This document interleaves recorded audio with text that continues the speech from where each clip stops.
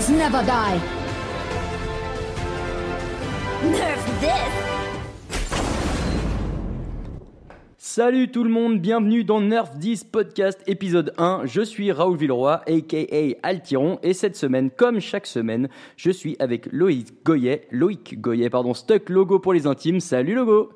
Hello, comment ça va ? Ça va super bien et toi ? Nickel, c'était super la première semaine et c'est super bien passé, on a vraiment hâte d'en discuter. Eh ben exactement, on a bien hâte d'en discuter, c'est parti, tu l'as dit, la saison 1 de l'Overwatch League a officiellement commencé. Nous on a adoré ça, on a vu un niveau de jeu énorme, on a vu quelques matchs très serrés, on a vu des joueurs en feu.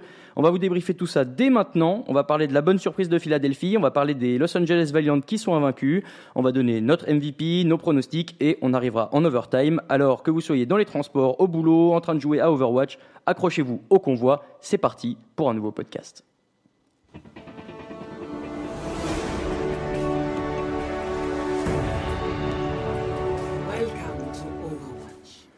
Welcome to Overwatch, première partie de l'émission, le débrief de la semaine. Avant ça, Logo, avant qu'on débriefe les matchs en eux-mêmes, j'aimerais que tu reviennes un petit peu sur les impressions que tu as eues de cette première semaine en général, de l'événement en soi. Est-ce que, on peut le dire, est-ce que comme moi, tu as kiffé à donf ces débuts d'Overwatch League ?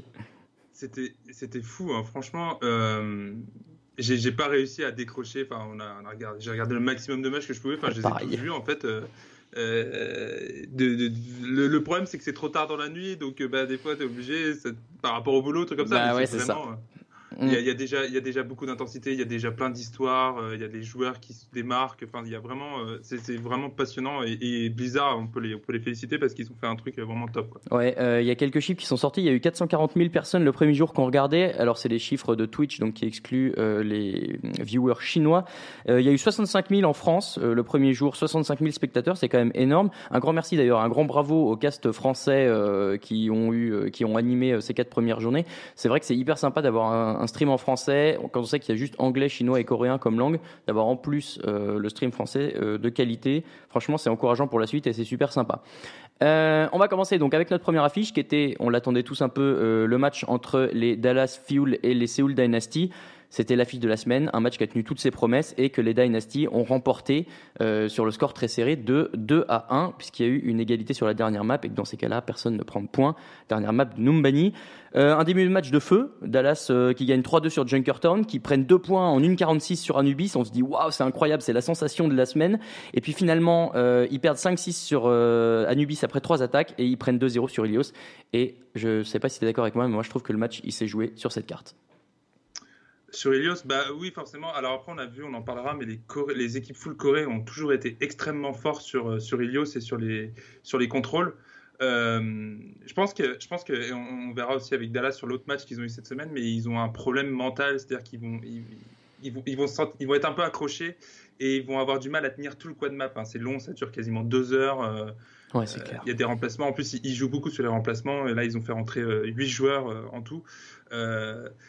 Ils ont vraiment pas tenu sur la longueur, c'est le sentiment que j'ai. Par contre, ils avaient vraiment bien préparé leur match. Et on l'a vu dès le début en prenant Junkertown.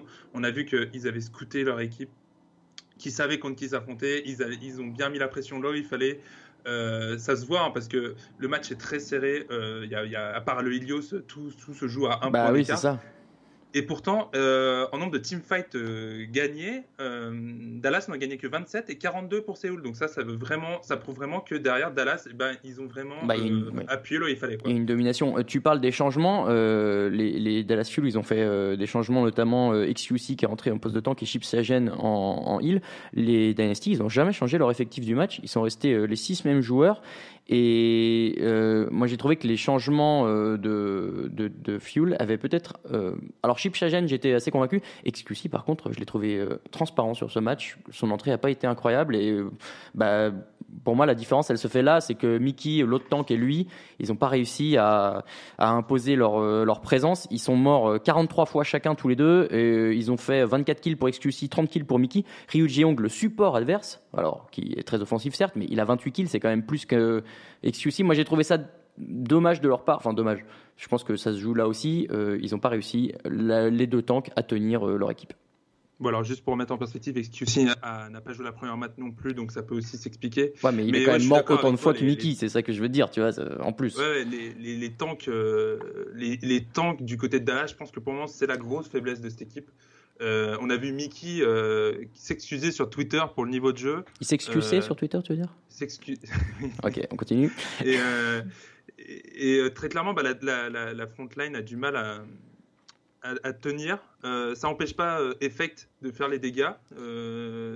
Mais derrière, justement, c'est un peu le problème. C'est que même s'il est dans la backline adverse et qu'il est là pour faire les kills et pour essayer d'avoir Zumba sur sa merci, Zumba, pardon, Toby sur sa merci, il y a Rui Jong, justement, comme tu disais, qui est quand même très offensif, qui a une des meilleures Zenyatta du monde et qui est capable de quasiment se défendre tout seul, quoi. Tu dis une des meilleures Zenyatta, toi ? Oui, un des meilleurs Zenyatta, pardon. Oui. Je sais pas. C'est pas vraiment son ouais, genre. On peut décider. Tu peux dire une Zenyatta, il y a pas de problème. Il y a un autre joueur qu'on a beaucoup vu, qui s'est illustré en bien, en tout cas au début pour Dallas, c'est Temu qu'on a vu faire le café avec son Road Hog, j'oublie le nom encore en français Chopper. À chaque fois. Chopper, merci, c'est terrible. Il faut que j'arrête de dire les noms en anglais. Avec Chopper, à la fin, qui pendant que son équipe escorte le convoi, qui lui repousse complètement Zenyatta adverse, qui va sortir l'écarisseur, qui va sortir le grab, qui va sortir tout.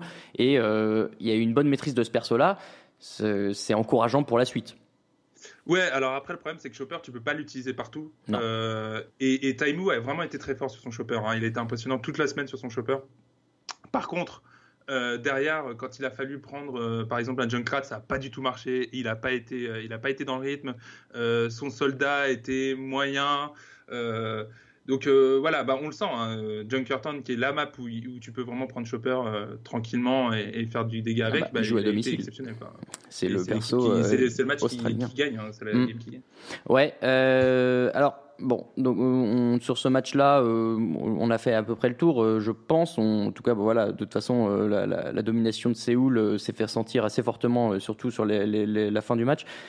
On s'est dit, comme c'était en début de semaine, que peut-être les Fuel allaient pouvoir rebondir face aux Los Angeles Valiant. Et là, tu vois là où je veux en venir, c'est qu'on va parler tout de suite du match suivant des Fuel, justement face aux Los Angeles Valiant, parce que, en fait, ils ont été complètement écrasés par l'équipe de Los Angeles. Une victoire 3-0, puisqu'il y a eu une égalité sur la dernière map.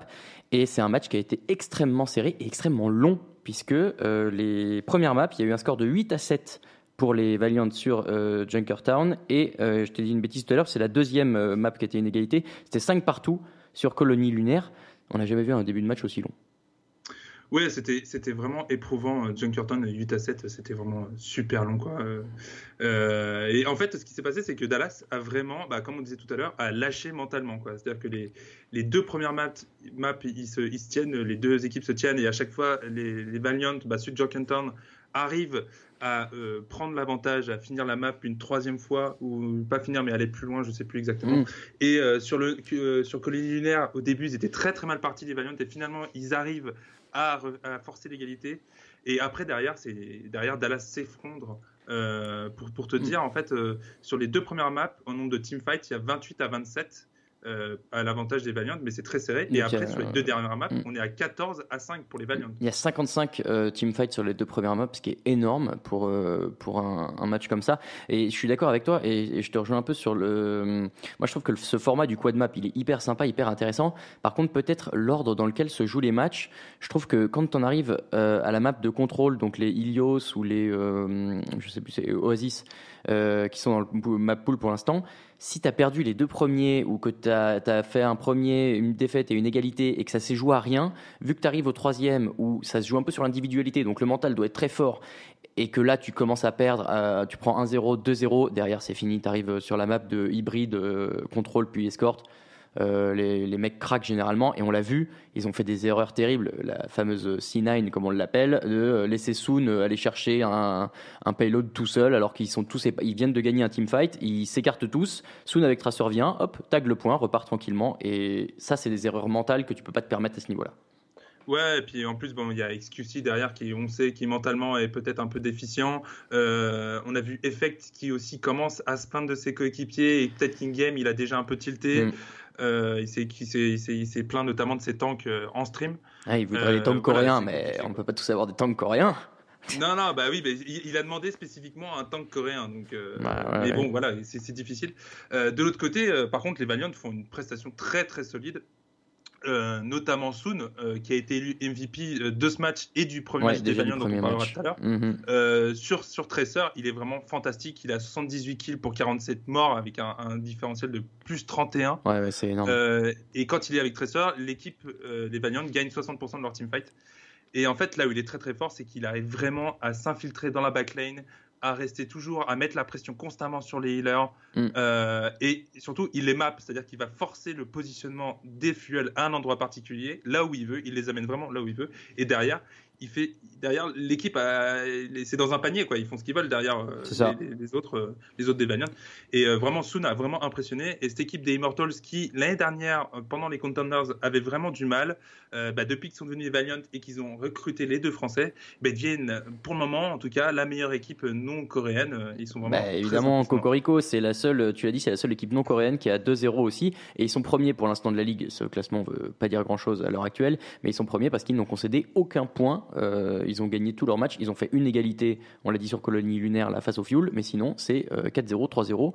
Donc c'est très encourageant pour la suite. On va en parler tout à l'heure, il y a une semaine plus compliquée qui s'annonce. Dernier match qu'on aimerait débriefer un peu plus longuement dans ce podcast, c'est Philadelphia Fusion contre Houston Outlaws.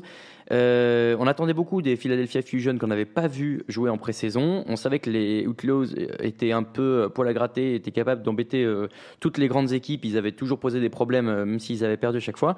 Et là, on l'a vu, ils ont posé des problèmes aussi aux Fusions, malgré la victoire finalement 3-2 de Philadelphie. Victoire 3-2, c'est le seul match de cette semaine qui est parti en 5e map, donc sur Tour de Lijiang. Et finalement, on a vu non seulement une très bonne équipe des Fusions, mais on a vu surtout un Poco décisif. Et ça, j'aimerais que tu m'en parles un peu. Ouais, Poco, il a été absolument incroyable sur sa diva. Il est à plus 27 en différentiel. Il est mort que 29 fois. Il a fait 56 kills, ce qui est quand même un très bon score.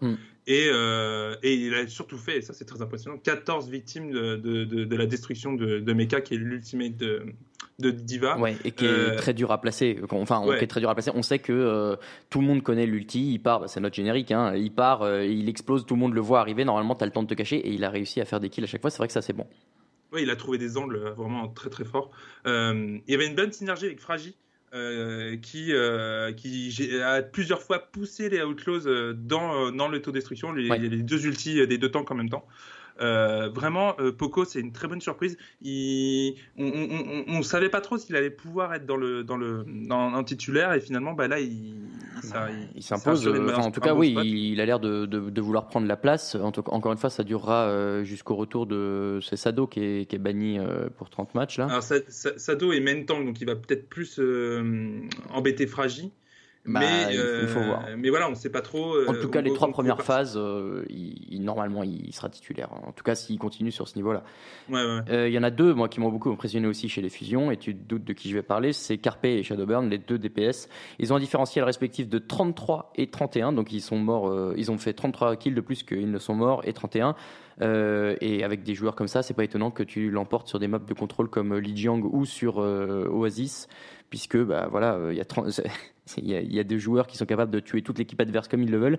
Il y a une stat qui est énorme, c'est sur Oasis, il y a eu 36-6 en faveur des Fusions. C'est-à-dire que seuls les Outlaws n'ont tué que 6 fois un joueur de l'équipe adverse. C'est ridiculeusement petit, surtout à ce niveau-là. Et c'est ça qui, sur un match aussi serré, a fait la différence. Shadowburn sur sa Pharah, Shadowburn sur Pharah, c'était vraiment incroyable. Justement, Oasis qui a été choisi comme map pour le contrôle, c'est une map à Pharah. Il y a plusieurs points qui sont pour les Pharah, et il a vraiment été impressionnant à faire des airshots sur la Pharah adverse. Il a vraiment fait ce qu'il voulait. Et puis en plus, les deux healers des Fusions dont on parle pas beaucoup, et sur ce coup-là, c'était Boombox et je sais plus le deuxième. Il a été remplacé après, mais l'espagnol, je sais plus, j'ai perdu son nom. C'est pas grave, mais c'est pas Neptuno, l'espagnol. Neptuno, c'est ça, Neptuno. Les deux, ils ont été très très forts aussi pour maintenir en vie. Et derrière, quand on a Shadowburn qui est chaud sur Safara, Carpe qui a été chaud pendant tout le match, forcément, on gagne les contrôles. Et puis quand la dernière map pour déterminer le vainqueur, c'est une contrôle, derrière, c'est logique que les fusions gagnent. Normal. Même dès le début du match, Shadowburn avec un Genji sur Dorado, il avait fini à un plus... je sais plus, je crois qu'il était à 15 joueurs tués d'affilée sans mourir. Il a vraiment fait le feu sur ce premier match aussi. Et heureusement qu'il la gagne parce qu'il y a quand même un petit problème du côté de Philly pour l'instant. C'est les maps d'assaut et d'escorte. D'assaut et d'escorte, c'est bien dans ce sens-là. Ils ont perdu à chaque fois. C'est peut-être là-dessus qu'il va falloir progresser. Ouais, on sent que c'est là où on voit que les joueurs, il y a certains joueurs qui sont arrivés que la semaine dernière sur Los Angeles, donc ils ont vraiment eu peu d'expérience commune. Carpe et Shadowburn, ils étaient DPS ensemble dans la même équipe déjà auparavant chez FaceClan. Mais mine de rien, on sent que des fois Fraiji, il va un peu trop loin et il laisse trop à découvert ses supports. On voit que tous ces deux maps-là qui demandent beaucoup de teamplay et de coordination, un peu moins de skill et plus de teamplay, c'est là où ils ont pêché. Et en face, derrière, Linkzer et Jake, sur Macri et sur Junkrat, respectivement, ils ont fait le café. C'était à peu près 60% de win de teamfight gagné à chaque fois avec ces deux pics. Donc forcément, ils ont perdu. Mais pour Fusion, c'était quand même une bonne surprise parce qu'on les attendait pas à ce niveau-là tout de suite. On se demandait est-ce qu'ils allaient pouvoir être en phase 1 performants tout de suite. Et visiblement, oui, ils ont quand même, en tout cas sur ce match-là, été très très intéressants. Et voilà, franchement, c'était une bonne surprise. Ouais, tu l'as dit. Voilà pour nos 3 affiches de la semaine. On va passer au reste des matchs.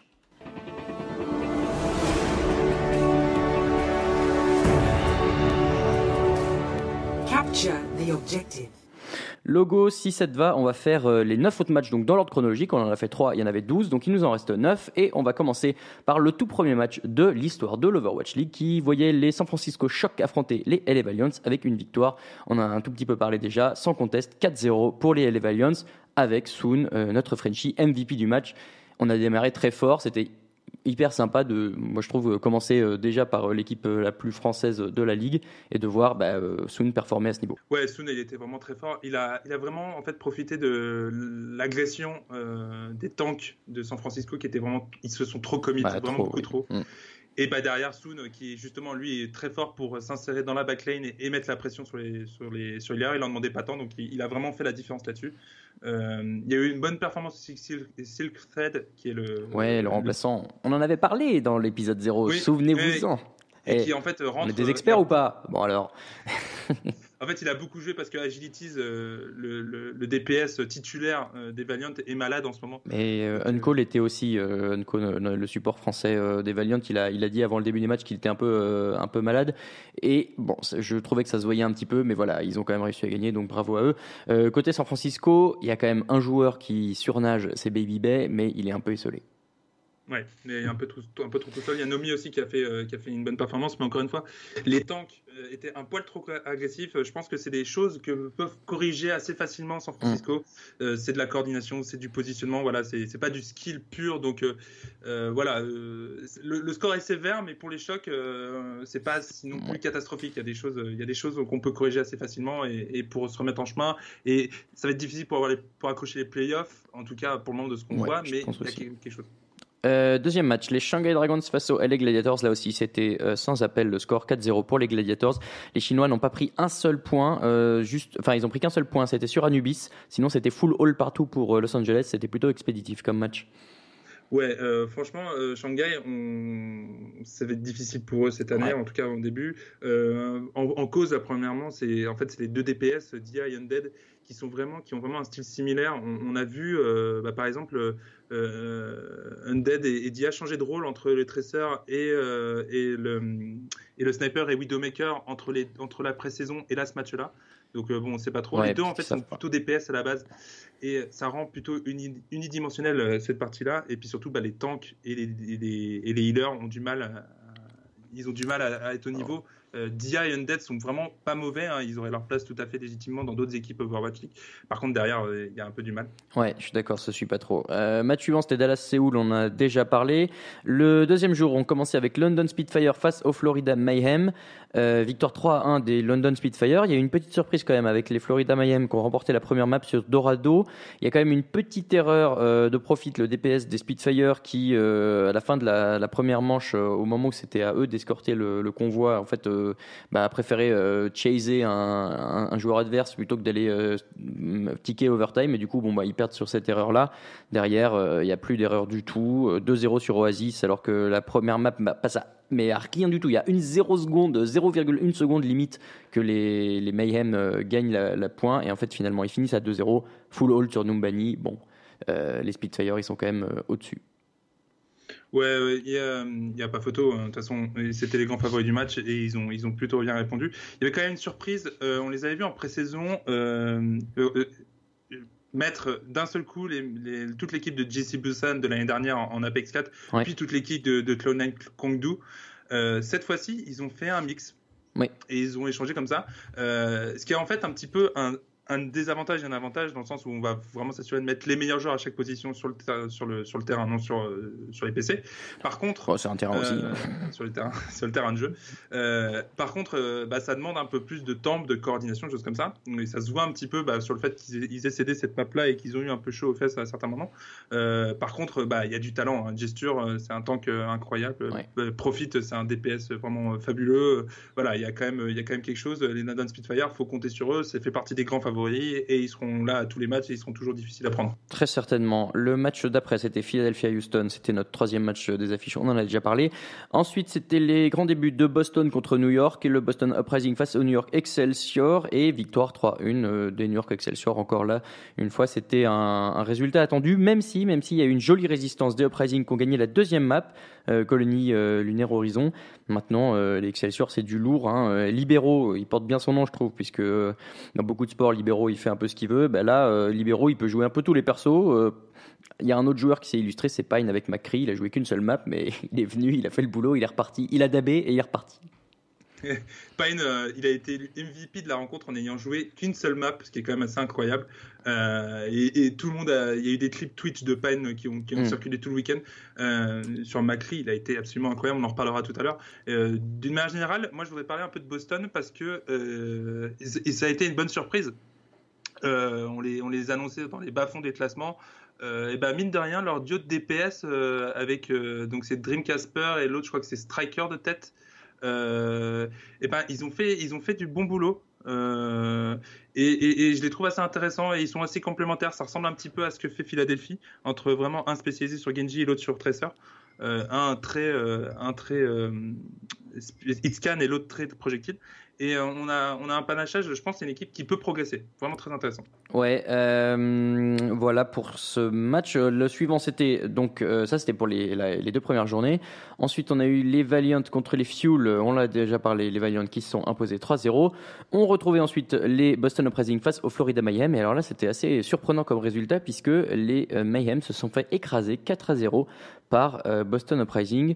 Alors, c'est difficile pour eux parce qu'ils étaient les premiers à attaquer à chaque fois sur les maps d'escort et maps hybrides. Et du coup, Boston n'avait qu'à faire un tout petit peu mieux que ce qu'ils faisaient pour l'emporter. Mais quand même, prendre 4-0 d'entrée alors que on s'était dit qu'ils allaient pouvoir rebondir un peu après leur première défaite, ça faisait mal. Ouais, enfin, Florida, là, à mon avis, ils sont vraiment ils sont en crise. On peut le dire, parce que c'est une équipe, c'était les anciens Misfits qui étaient en Contenders Europe la saison dernière et qui avaient fait, même s'ils n'avaient pas gagné, ça avait été clairement l'équipe qui avait dominé pendant toute la saison. On mettait en doute leur roster, leur profondeur, ils sont que 6 joueurs et là pour le coup ça se sent. Ça se sent terriblement. Il n'y a pas de solution. Le Gix sur Tracer est très très fort et c'est clairement le meilleur joueur. Oui. Par contre derrière TVQ, il déçoit beaucoup, il n'arrive pas à être il a pas à être consistant, il arrive des fois à être clutch quand même sur sa Widowmaker, sur sa Fatal. Par contre, derrière, il y a un manque de DPS, de burst. Derrière aussi, les tanks des Mayhem, il manque de coordination et c'est assez curieux d'ailleurs. Hein, c'est quand même assez inquiétant parce qu'ils jouent ensemble depuis un certain temps. Ça fait presque 1 an et demi que certains joueurs sont tous ensemble. Là, je crois qu'ils sont 4 de l'effectif à être depuis 1 an et demi tous ensemble. Et ils sont 5 Suédois en plus. Il y a un Belge qui est logique. Les 5 autres pardon, sont Suédois. Zoupé, il n'est pas finlandais? Non, les Finlandais, c'était les anciens. Il me semble qu'il y a un Finlandais, mais peut-être. Bon, on vérifiera. Bref, toujours est-il que, en tout cas, c'est une équipe qui n'est pas censée avoir des problèmes de communication. Et puis alors, moi, en face, il y a Neko, le support des Uprising, qui a réussi une stat assez importante avec Zenyatta. Il a réussi 9 kills en ouverture de teamfight. Ça, c'est une stat que j'ai pas découvert, mais disons qu'il revient souvent et qui est importante. C'est donc quand un teamfight commence, le premier kill, et c'est vrai que c'est souvent un kill qui peut influencer le reste de la partie. Donc Neko, il a réussi 9 kills en ouverture de teamfight, souvent sur une tracer qui venait le chercher ou quoi, et du coup derrière il est un peu plus tranquille, il peut évoluer plus librement. Et moi je trouve que lui a été hyper intéressant avec son Zenyatta sur les maps. Pour info, 90% des teamfights sont gagnés par l'équipe qui a fait le premier kill, justement. Donc, voilà, c'est une stat assez importante, ouais. Match suivant, San Francisco Shock face aux Shanghai Dragons. C'était un petit peu le choc, si on peut dire, du bas de tableau. Victoire 3-1 des Shock, même si San Francisco s'est fait peur sur la deuxième map qui était Colonie Lunaire Horizon avec une défaite un peu surprenante. Bon, malheureusement les Dragons, on l'a dit, c'est pas ça. Heureusement pour les Chocs, il y avait Baby Bay qui était un peu moins en vue sur ce match-là, et Dante a réussi à prendre la relève. Maintenant, voilà, on vient de le dire, en face, c'était pas la panacée. Là, pour le coup, Dia, il a pas carry du tout. Undead, lui, était très fort, mais il était tout seul. Et les Shanghai Dragons, il y a un truc qui était très étonnant. On a vu sur Junkerton, certaines équipes aiment bien mettre Bastion, d'autres ne préfèrent pas le faire, rester en dive ou en quadra-tank. Par contre, les Shanghai Dragons sur Junkerton, ils ont mis 4 minutes, ils sont allés en overtime pour prendre le point A avec Bastion. Et c'était la seule fois qu'on a vu ça, c'était quand même très étonnant. Ouais, le point A de Junkerton, il est quand même hyper prenable, quoi. Enfin, les équipes arrivent tout le temps au bout, normalement. Et généralement, ça se joue en une teamfight qui est à l'adresse de l'attaque et puis c'est fini. Et là, pour le coup, c'était quand même très étonnant. C'est quand même mauvais signe. Les Shanghai Dragons, c'est difficile pour eux. Pour les Chocs, on a commencé à voir des progrès par rapport à la premier match, comme on a dit tout à l'heure. C'est une équipe qui, je pense, a du potentiel. Et c'est une équipe très jeune et qui a besoin d'expérience, mais qui peut, au final, je pense, prendre les top teams non coréennes sur un match, même maintenant. Hein. Ah ouais, tu y crois déjà. Je les pronostiquerai pas face au LA Valiant, mais je serais pas surpris plus que ça qu'ils les prennent dans 2 semaines ou 3 semaines, par exemple. Ok, pourquoi pas. Le match suivant, les London Spitfire face au Philadelphia Fusion. Malheureusement pour les Fusions qu'on avait vu bien en forme au premier match, ils ont pris 4-0 face à Spitfire. Les Spitfire, donc tu disais tout à l'heure, tu parlais du roster qui est un mix des 2 anciennes équipes. Ils ont le même roster sur les 2 matchs complets, donc il n'y a eu aucun changement. Ils ont fait jouer les mêmes 6 joueurs. Et là ils se sont imposés 4-0. Poco, qui est le seul joueur de Fusion avec un différentiel kill death positif. Donc c'est dire la leçon qu'ils ont prise. À part ça, Spitfire est quand même bien au-dessus. Il y a un full hold sur le point A de Horizon et le point A de Numbani de la part de Londres. Il n'y avait pas grand-chose à faire pour Philadelphie. Ouais, les Spitfire, je dirais, c'est la première fois, même en comptant la précision, qu'on les voit avec un potentiel qui est celui qui était sur le papier. Très clairement, là, ils ont fait très très très mal. Ça se voit surtout sur Horizon, où pour moi, c'était encore une fois, c'était la map qui a été le tournant de ce quad map. On a vu, surtout en attaque, quand Fusion était en attaque, on les a vus en fait tous aller sur la gauche et Carpe sur sa Tracer passer par la droite, et ils avaient vraiment un plan qui était on met Tracer dans la backline, et une fois qu'il est dans la backline, une fois que Carpe est dans la backline, on va dive. Et en fait, à chaque fois, avant même qu'il passe le choke, il se faisait headshot par. C'est flétard. Et en fait, on les a vus attendre. On a vu Fusion, du coup, attendre à chaque fois que Carpe rip-up, ils reviennent, ils retentent, et ça les a vraiment sortis de leur match, ça les a sortis de la map, ça les a sortis de tout le match, et derrière, on a vu on a vu que ils étaient totalement déstabilisés, quoi. Et là, il y a un gros problème psychologique au niveau des fusions qui a pas su être à la hauteur des London Spitfire, qui a vraiment été très agressif pour le coup. Là, on a vu clairement la différence de préparation entre les deux équipes. Les fusions, ça passait face à Outlaws qui était moins fort. Là, contre une équipe comme Spitfire, tu peux pas te permettre d'être moins préparé. Match suivant, New York Excelsior, c'est face aux Houston Outlaws et victoire donc un peu attendue aussi des Excelsior 3-1. Il y a eu une petite surprise là sur le premier match, Junkertown, les Outlaws qui l'ont emporté avec un Linkzer très clutch sur la fin du match, mais derrière New York a déroulé sur les 3 matchs suivants et ils n'ont rien pu faire, nos amis de Houston. Ouais, Junkertown, c'est vraiment la map qui est la plus prenable face aux équipes full Corée. Et là, Outlaws on a bien profité. Les tanks de Houston, Coolmat et Muma, ont fait un très très bon taf, notamment sur Junkertown. Mais par contre, derrière, Sabielby, qui n'avait pas été très bon sur Widow, sur Junkertown, on l'avait pas vu vraiment avec des pics incroyables.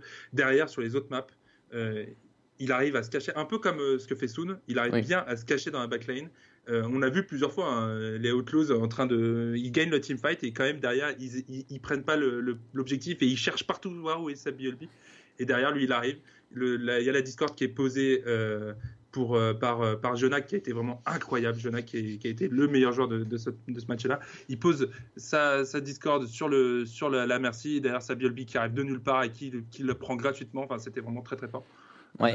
Malheureusement Outlaws encore une fois qui s'était bien battu face à Fusion, mais là c'est pareil, quand tu joues un roster full Corée, tu peux pas te permettre la moindre erreur. Et finalement, dernier match de la semaine, les Seoul Dynasty face aux LA Gladiators. Pas de surprise, Seoul Dynasty l'a emporté 4-0. Il y a eu un Fleta du feu de Dieu sur Ilios dans les ruines avec sa fatale. Il mettait des têtes à tout ce qui bougeait. À un moment, il tue son vis-à-vis. Il y a Ange qui essaie d'aller ressusciter. Il met une tête en passant. Enfin voilà, c'était injouable.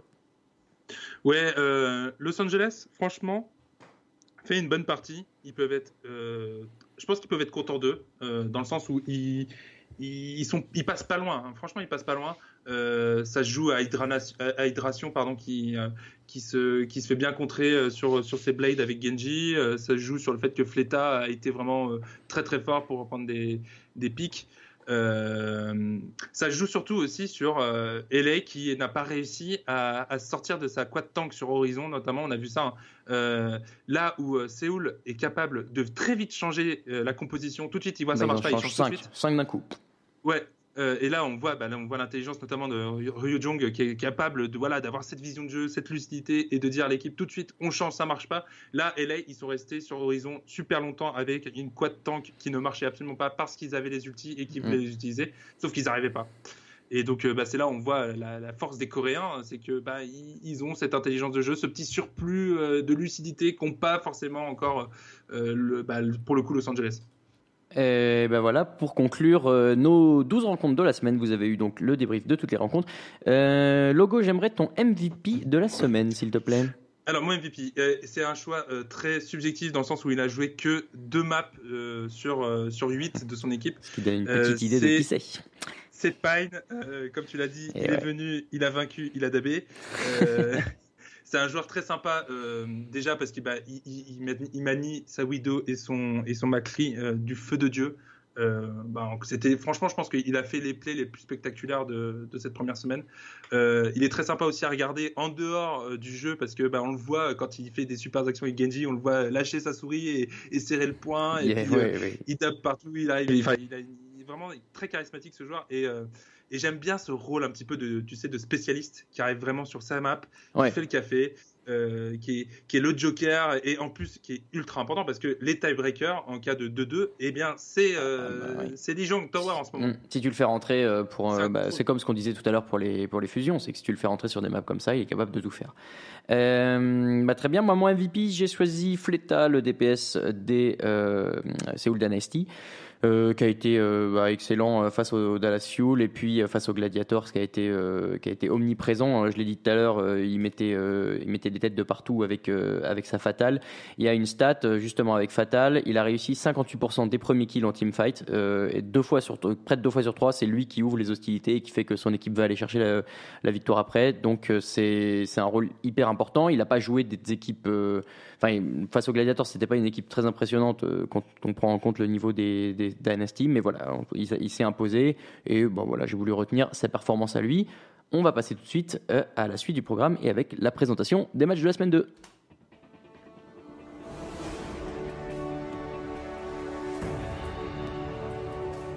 Escort the payload. Alors en semaine 2, comme en semaine 1, on va avoir 12 rencontres à suivre, 3 par jour, de mercredi à samedi. Et nous, on est aussi là pour vous donner notre avis sur les rencontres qui s'annoncent à notre avis les plus intéressantes. Et la première, évidemment, c'est, on en a beaucoup parlé, les LA Valiants contre les London Spitfire. C'est samedi à 20h en plus, c'est un horaire qui est plutôt... on va dire French friendly, et c'est un énorme test pour les Los Angeles Valiant. Ils auront déjà joué New York Excelsior la veille, donc une grosse semaine qui s'annonce pour eux. Ouais, alors là, c'est la confirmation, hein. Ils ont un peu surpris tout le monde et c'est un peu l'équipe qui a les gros titres en ce moment. Là, ça peut être breakout comme ça peut être totalement. S'ils gagnent les deux, là c'est la cible dans le dos et on en parle. La saison est longue, mais si dès la semaine 2 t'arrives à battre les Spitfire puis les Excelsior puis les Spitfire, on va moins rigoler. On va moins rigoler. S'ils en prennent un des deux, c'est super bien. Oui, là, je suis d'accord. Coup, en l'occurrence contre Londres, je pense que c'est le plus difficile des deux matchs pour eux parce que Londres, on l'a vu, ils montent en pression. Ils ont les 2 derniers finalistes les 12 joueurs qui ont joué la finale de l'Apex saison 4 qui petit à petit prennent de l'expérience ensemble. On a vu, ils panachent les joueurs entre eux. Et contre les Phillies, ils ont été absolument incroyables, vraiment monstrueux. Et là, pour le coup, je pense que les Valiants, ils jouent sur des choses assez simples. Hein. Ils jouent sur la malice de Soon, sur le bon job des supports et des tanks. Mais derrière, c'était pas non plus extraordinaire. On va dire, il n'y avait pas de big play oufissime. Là, je pense que face à Londres, il va falloir face à Londres, il va falloir être encore plus fort. Et je ne sais pas s'ils vont être capables d'aller aussi fort. On va voir. La question, tu as raison d'en parler, du roster des Spitfire. Est-ce qu'ils vont garder les 6 mêmes joueurs qui ont joué les 2 matchs là, cette semaine? À voir. En tout cas, ça pourrait offrir des beaux affrontements avec Soon face à Birdring, avec Unco face à Bedozin aussi. Ça peut être un super match. Et surtout, la map de contrôle, ça peut voler dans tous les sens. Ça peut être un gros match. Donc, samedi à 20h, les Valiant contre les London Spitfire. On a un autre match aussi qui s'annonce assez sympa. Houston Outlaws contre Dallas Fuel. C'est jeudi. Bon, c'est à 5h du matin, mais vous pourrez toujours regarder les replays au pire. C'est le derby texan. Ils s'étaient rencontrés en pré-saison avec une victoire très serrée 3-2 des Dallas Fuel. Les deux équipes sont toutes les deux à 0 victoire et 2 défaites. Mais pour les Outlaws, c'est compréhensible. Pour les Fuel, c'est quand même une grosse contre-performance et c'est eux qui ont peut-être le plus de pression sur ce match. Oui, c'est surtout le deuxième match, hein, Fuel, ils auraient pas dû perdre. Le premier, au final, ils le perdent, mais avec les honneurs. Le deuxième, c'était un peu plus compliqué. C'est 2 équipes qui sont à 0-2, mais qui ont quand même montré des bonnes choses. Et du coup, ça va être un match pour les deux à absolument gagner, hein, pour se rassurer, pour se donner un statut, déjà pour la course des playoffs, parce que bon, il y a 40 matchs, mais ça compte dès maintenant. Moi, je vois Outlaws plus fort sur l'aspect, pas sur l'aspect tactique. Sur l'aspect tactique, c'est Dallas qui clairement a bien scouté les équipes adverses et qui ont toujours proposé des choses très intéressantes, vraiment spécifiques à chaque opposant. Par contre, Outlaws est plus fort sur un quad map, sur la longueur du match. Ils sont allés, les Philadelphie, ils perdaient 2-1 et ils ont réussi à prendre la dernière map. Ils ont plus de force mentale, à mon avis, alors que Dallas, ils ont tendance à craquer. On voit à chaque fois les 2 premières maps, ça se passe bien. Et derrière, c'est un petit peu plus difficile. Personnellement, je pense que ça va jouer là-dessus. Ça va jouer. Est-ce que si Houston arrive à gagner une des 2 premières maps, ça m'étonnerait pas qu'il y ait un 3-1. voire même un 4-0 s'ils gagnent les deux premières. Parce que là, dans ce cas-là, s'il y a déjà 2-0 pour Houston, à mon avis, Dallas, ils vont encore une fois s'écrouler, ça sera fini. Il y a un autre point à prendre en compte. Alors Houston, je l'ai déjà dit, c'est un peu le poil à gratter de cette Overwatch League. Ils sont toujours un peu compliqués. Ils prennent des points, 2 points face à Philadelphie, 1 point face au Excelsior. Et surtout, ils auront joué la veille. En fait, ils jouent le dernier match du premier jour et ils jouent le premier match du deuxième jour. La veille, ils auront joué face aux Dragons. Ils sont très favoris de ce match-là, donc ils auront peut-être gagné, peut-être bien gagné, et ça peut peut-être créer une dynamique. S'ils arrivent le lendemain avec cet état d'esprit positif, avec ces victoires engrangées, si ça déroule tout de suite sur les Fuels, ça risque de poser un problème à Dallas. En tout cas, il va falloir surveiller ce match-là. Je vous le rappelle, jeudi à 5h du matin. Encore une fois, vous aurez probablement les replays. Dernier match qu'on voudrait vous présenter dans cette semaine 2, c'est les Philadelphia Fusion face aux LA Gladiators. Ça, c'est vendredi à 3h du matin. Et ces deux équipes qui sont à une victoire et une défaite et qui doivent confirmer. Alors, elles ont toutes les deux perdu face à un effectif coréen, donc c'est pas honteux. Maintenant, c'est l'occasion de prendre un avantage sur un adversaire que j'imagine assez proche au classement. Je vois ces deux équipes plutôt dans le même tiers à la fin de la saison. Et puis s'il y a une place de play-off à gratter, c'est peut-être le moment de tout de suite mettre la pression psychologique sur son opposant. Oui, c'est là-dessus que ça se peut jouer. Je pense qu'au talent brut, sur le papier, Philly est plus fort. Au niveau des DPS surtout. Carpe et Shadow, c'est premium, c'est top, top tier DPS. De l'autre côté, Hydration et le deuxième DPS, j'ai oublié son nom, mais c'est pas grave. Bichou, oui. C'est fort, mais un peu moins. Par contre, Los Angeles Gladiators, ils ont brillé là où Fusion avait du mal, c'est sur la cohésion d'équipe et sur l'intelligence de jeu collective. Donc ça peut être un élément, ça va se jouer notamment, je pense, sur Fragi, sur le duel de tank. Est-ce que Fragi va être capable d'être un poil moins agressif, d'être un peu mieux coordonné avec sa diva, avec notre ami Poco. Ça va jouer là-dessus, je pense. Du côté des Gladiators, ça va être de ne pas faire d'erreurs, d'exploiter des erreurs de Fusion. On a vu Fusion, c'est une équipe qui a beaucoup de talent, mais qui est capable de créer des ouvertures pour ses healers, contre ses healers. Oui. Le but, ça va être d'exploiter ça, notamment avec Hydration sur son Genji, qui va pouvoir faire éventuellement trouver des ouvertures à ce niveau-là.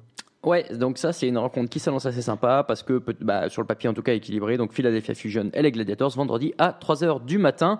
Voilà pour nos affiches de la semaine. On va maintenant vous présenter, on va vous donner en tout cas l'agenda de tous les matchs et on va surtout en profiter pour introduire officiellement nos pronostics puisque vous le savez, on aime bien se chercher un petit peu, on aime bien prouver à l'autre qu'on a plus raison. Et on a commencé, donc vous l'avez peut-être suivi sur Twitter, on a commencé donc à faire les pronostics sur les matchs de la première semaine et après 12 matchs, eh bien on en est à 10 partout, Logo. Alors on est à 10 sur 13 puisqu'en fait on a décidé pour pimenter un peu le tout d'avoir chacun un point bonus à accorder chaque semaine et donc si l'équipe qu'on choisit avec ce point bonus gagne, on a 2 points au lieu de 1. Donc comme on a tous les deux gagné notre point bonus, eh bien on est à 10 après la première semaine et on va maintenant dérouler l'ordre des rencontres en donnant à chaque fois notre pronostic et un petit aperçu. Premier match, c'est jeudi à 1h du matin, c'est San Francisco Shock, une victoire, une défaite contre Philadelphia Fusion, une victoire, une défaite. Tu veux commencer ? Vas-y. Oui, ça va être important pour les Fusions. Si ce match-là, ils le perdent, derrière, contre les Gladiators, ça va rajouter encore plus d'enjeux. Mentalement, c'est San Francisco, eux, ils ont un peu moins de choses à perdre. Donc ça va jouer là-dessus. Moi, je mettrais quand même les Fusions au talent. Ils ont meilleur duo de DPS, tout simplement. Ce sera Fusion pour moi aussi. Ensuite, le match suivant à 3h du matin, donc toujours jeudi, enfin dans la nuit de mercredi à jeudi. Florida Mayhem, 0 victoire, 2 défaites contre Seoul Dynasty, 2 victoires, 0 défaites. Ça semble très à la portée des Dynasty. Moi, je vais pronostiquer les Seoul Dynasty et je vais même mettre un petit point bonus sur ce match. Et ben moi tout pareil. Ah mais quel sale copieur, c'est terrible, incroyable. Il a trop peur de se faire distancer. On va pas s'éterniser sur celui-là. Malheureusement, les Mayhem, on l'a dit, c'est un peu la crise de ce début de compétition. Et les Dynasty semblent très forts. Le manque de profondeur de l'effectif des Mayhem peut leur coûter encore plus sur ce match. Bon, ça semble largement à leur portée. Les matchs suivants, donc toujours dans la nuit de mercredi à jeudi à 5h du matin. Houston Outlaws, 0 victoire, 2 défaites contre Shanghai Dragons, 0 victoire, 2 défaites. Et ça, on en a un tout petit peu parlé tout à l'heure. C'est peut-être l'occasion pour les Outlaws de prendre la bonne dynamique pour cette semaine. Ouais, ça peut bien les lancer. Ça peut aussi, ils peuvent pêcher par orgueil en se disant on va plus se Possible. concentrer sur le match de Dallas en le préparant plus et du coup arriver contre Shanghai un peu plus, un peu moins préparé. Après, au talent brut, normalement, il n'y a pas photo. Shanghai, il y a plein d'ouvertures partout pour aller choper les healers. Les tanks sont pas spécialement coordonnés. Donc, bon, a priori, ça devrait passer pour Houston. Moi, je prends les Outlaws. Voilà pour le premier soir. Le deuxième, donc. Tu prends qui? T'as pas dit Pardon, j'ai prends les Outlaws, évidemment. Deuxième soir, on en a un tout petit peu parlé. On en a un tout petit peu beaucoup parlé tout à l'heure. Donc, jeudi à 23h, Dallas Fuel, 0 victoire, 2 défaites contre Houston Outlaws, 2 victoires, 0 victoire, 2 défaites aussi. Pour toutes les raisons qu'on a évoquées tout à l'heure, moi je vais prendre Dallas parce que je pense qu'ils ont plus à perdre et qu'ils ont besoin de se ressaisir tout de suite, malgré le fait que les Outlaws auront probablement gagné la veille et seront peut-être dans une meilleure dynamique. J'hésite encore. Ça, c'est le match difficile à pronostiquer, je dirais. Je vais prendre Houston. Ils me font moins peur sur l'aspect psychologique. Ok, donc déjà une première différence entre nous. Le match suivant, c'est dans la nuit de jeudi à vendredi à 1h du matin. C'est New York Excelsior, 2 victoires, 0 défaites, contre Los Angeles Valiant, 2 victoires, 0 défaites. C'est le premier match un peu compliqué des Valiant cette semaine. Malheureusement pour les Valiant, je pense que la marche est un peu trop haute sur ce genre d'affrontement. Et je vais partir avec les Excelsior. Ouais, ça va beaucoup jouer. Il va y avoir un très très beau duel de traceurs entre Sebiolbi d'un côté et Soon de l'autre. Soon, ouais. On l'avait vu, ils s'étaient affrontés en demi-finale de la Coupe du Monde, avec le match entre la France et la Corée. Sebiolbi n'hésite pas à un peu revenir sur la backline pour protéger ses healers et prendre en 1 contre 1 Soon. Et là, c'était limite pour le Français. Hein, il n'a pas gagné tous ses duels. Non. Donc, avec l'impact, on a vu l'impact qu'avait Soon sur le début de saison des Valiant, et là pour le coup on peut s'attendre à ce que Sebiolbi s'occupe personnellement de son cas, donc je dirais quand même Excelsior qui gagne aussi. Ouais, Excelsior pour nous deux. Match suivant dans la nuit de jeudi à vendredi à 3h du matin, ce sont les Philadelphia Fusion face aux Los Angeles Gladiators. Les deux équipes ont une victoire et une défaite, on en a parlé tout à l'heure, et moi je vais partir quand même sur les Gladiators. Et ben moi, ce sera les fusions. Ah, parfait, je vais continuer de prendre des points d'avance. Parce que, oui, voilà, moi je pense quand même que les Gladiators ont peut-être moyen d'exploiter ces petites erreurs dont tu parlais tout à l'heure. Et il y a quand même du talent dans cette équipe. Je les pense capables de remporter ce match-là, peut-être un peu aussi sur le manque de préparation des fusions. Ça c'est pour la première série de matchs de la semaine. La deuxième série commence donc samedi à 1h du matin. Enfin non, ah non pardon, c'est 1, 2, 3, 4, 5, 6. Ben non, j'en oublie. C'est la même soirée. Oui. Exactement, je m'embrouille. Seoul Dynasty 2-0 contre Boston Uprising, une victoire, une défaite. Donc ça c'est samedi, enfin dans la nuit de vendredi à samedi à 1h du matin. Voilà, malgré les bonnes performances de Boston, je vais quand même partir sur les Seoul Dynasty. Oui, il n'y a pas besoin de disserter. C'est où les plus forts sur tous les points. Donc, bon, logique, pronostic sur Dynasty. Ensuite, on a le match des London Spitfire à 2 victoires, 0 défaites contre les Dallas Fuel à 0 victoire, 2 défaites. Ça, c'est. T'as pas oublié Shanghai, Florida avant? Si, mais on va le faire juste après, du coup. D'accord. Du coup, London Spitfire contre Dallas Fuel. Là, malheureusement, je pense que les Spitfire ne vont en faire qu'une seule bouchée et je vais prendre les London Spitfire. Je les vois bien prendre la première map, parce qu'on les a vus très forts sur cette map-là, et Londres un petit peu faiblard. Par contre, dès qu'ils sont accrochés sur Horizon, je les imagine, ou la map en Égypte, je les imagine totalement tilt, et donc victoire de Londres. Probable. On revient un tout petit peu en arrière. Les Shanghai Dragons à 0. Oui, en fait, je comprends. Tu vois, mon cerveau m'a fait oublier ce match, puisque malheureusement, c'est peut-être celui qui sera le moins intéressant de cette semaine. Je la lose. Un petit peu. Les Shanghai Dragons à 0 victoire, 2 défaites contre les Florida Mayhem à 0 victoire, 2 défaites aussi. Samedi, donc à 3h du matin. C'est pas facile de prédire, et en même temps j'espère quand même que les Florida Mayhem vont finir par remporter un match face à cette équipe des Shanghai Dragons qui paraît très faible. Moi je vais partir avec Florida. S'ils perdent ce match pour Florida... là c'est même plus la crise, c'est la catastrophe. Il y a tout qui pète l'intersaison quand il y aura l'ouverture de la Free Agency. On change tout. Il va y avoir du remplacement à foison. Non, je pense que Florida quand même est intrinsèquement plus fort. Notamment sur les postes de support, pas forcément sur le DPS. J'imagine que le duel de DPS va être très intéressant, mine de rien, parce qu'on a quand même du talent sur tous les postes. C'est même TVQ, je pense qu'il y a moins bon DPS des 4. Par contre, ça va se jouer sur les tanks et surtout sur les heals, où là, très clairement, il y a un déficit du côté de Shanghai, donc je pars sur Florida. Et enfin, notre dernière soirée, le samedi, qui commence par le match tant attendu des Los Angeles Valiant face au London Spitfire. Les deux équipes sont à 2 victoires, 0 défaites. Enfin, sont pour l'instant, parce qu'au moment où ça aura lieu, il y aura eu un match en plus pour les deux. Samedi, donc à 20h. Et ben, figure-toi que je vais prendre les Los Angeles Valiant. Ah, le petit upset. Non, moi, franchement, l'autre, je les imagine plus forts. Beaucoup plus fort. Pourquoi pas c'est pour moi, ils sont meilleurs. Ça a été la meilleure équipe sur le match qu'ils ont fait contre Philly. Ils ont été vraiment dominants sur tous les aspects. Je pense qu'aujourd'hui, si je faisais un power ranking, ils seraient numéro 1. Donc pour moi, Valiant, ça va être très très difficile. Ce serait un upset, quoi. C'est très bien, j'adore les upsets. Le match suivant, ce sont les Los Angeles Gladiators à 1 victoire, 1 défaite contre les New York Excelsior à 2 victoires, 0 défaite, samedi à 22h. Là, malheureusement, je pense que les Excelsior sont largement favoris et vont l'emporter. Malheureusement. Et bien moi, il est là mon upset. Ah. Je vais mettre les Gladiators parce que je pense. Vu la prestation qu'ils ont fait contre leur première équipe coréenne la semaine dernière, et que New York, je considère comme un petit peu moins bon, je pense que les Gladiators peuvent faire un upset. Ça va pas être facile. Et le problème, c'est qu'il va falloir gagner 3-1 parce que si ça joue sur un tiebreaker sur Lee Jang Tower, il va en faire une bouchée. Ils vont pas gagner. Donc j'avoue que c'est un petit peu osé.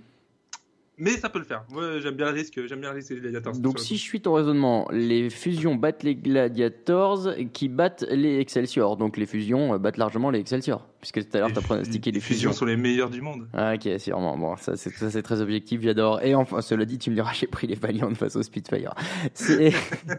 On finit cette deuxième semaine avec le match des Boston Uprising à 1 victoire, 1 défaite contre San Francisco Shock, 1 victoire, 1 défaite dimanche à minuit. C'est pas si mal finalement ce match aussi, on aurait pu en parler tout à l'heure. C'est deux équipes qui ont eu des hauts et des bas dans cette première semaine, mais qui ont globalement du talent. Toi, tu vois qui ? Ouais, c'est pas facile. Je pense que je dirais Boston. C'est eux qui m'ont le plus surpris. C'est deux équipes qui ont surpris, qui sont au milieu de tableau et on les attendait plutôt les deux en lotière. Mais je pense que Boston, ils ont un duo de DPS plus fort. Striker surtout. En face, il y a que Baby Bay qui est vraiment très fort. Nomi est un petit peu moins fort, je trouve. Donc je mettrais Boston. Et Boston pour moi aussi. Voilà pour toutes les affiches de la semaine 2. Et mais qu'entends-je, nous arrivons déjà en prolongation.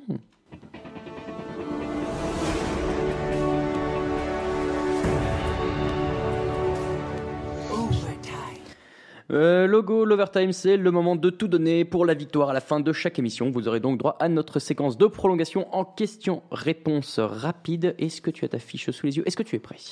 Je suis prêt. Alors c'est parti. IGN a demandé aux joueurs quel perso ils voudraient retirer du jeu et quasiment tous ont répondu Ange. Toi, tu retirerais qui ? Je pense que je partirais quand même sur Ange, mais juste à cause du raise. Je pense qu'il faudrait juste changer le raise en fait. J'aime bien le perso, mais juste le raise, il faudrait le changer. Moi, je retirerais Symmetra, elle sert à rien.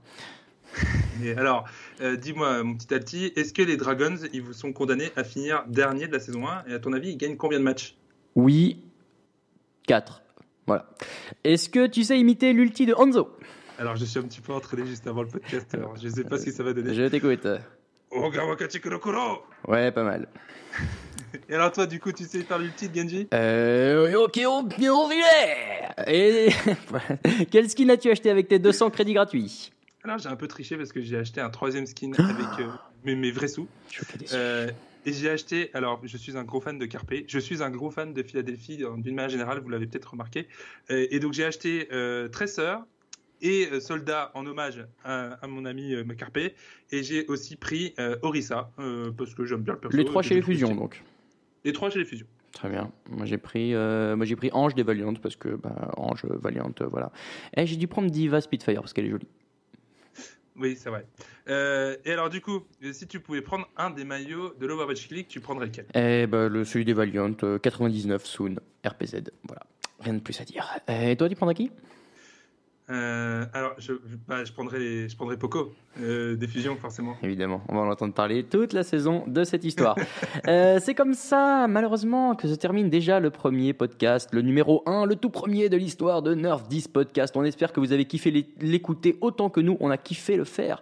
Si vous voulez nous suivre, c'est sur les réseaux sociaux. On est sur Twitter, @Nerf10cast pour le podcast, @stuck_logo pour logo, et @RaoulVDG pour moi. On est sur SoundCloud, on est sur iTunes, et c'est une petite fierté. Et n'hésitez pas à aller sur iTunes, mettre 5 étoiles à ce podcast de qualité, puisque c'est très important si vous voulez que, je sais pas, iTunes nous promeuve, comment on dit, promouvoir, fasse de la, enfin voilà, dise du bien de nous fasse découvrir. Enfin voilà, on aimerait beaucoup que le maximum de gens puissent écouter notre travail, ça nous ferait super plaisir.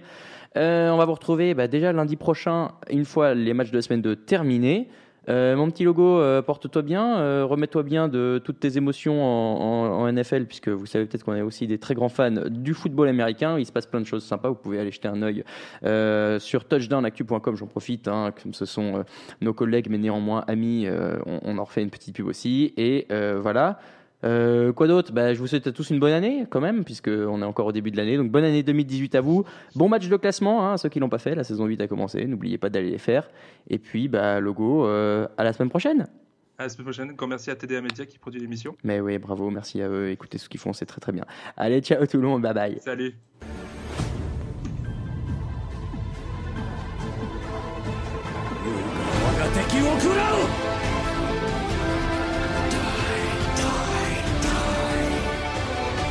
Heroes never die. Nerf this!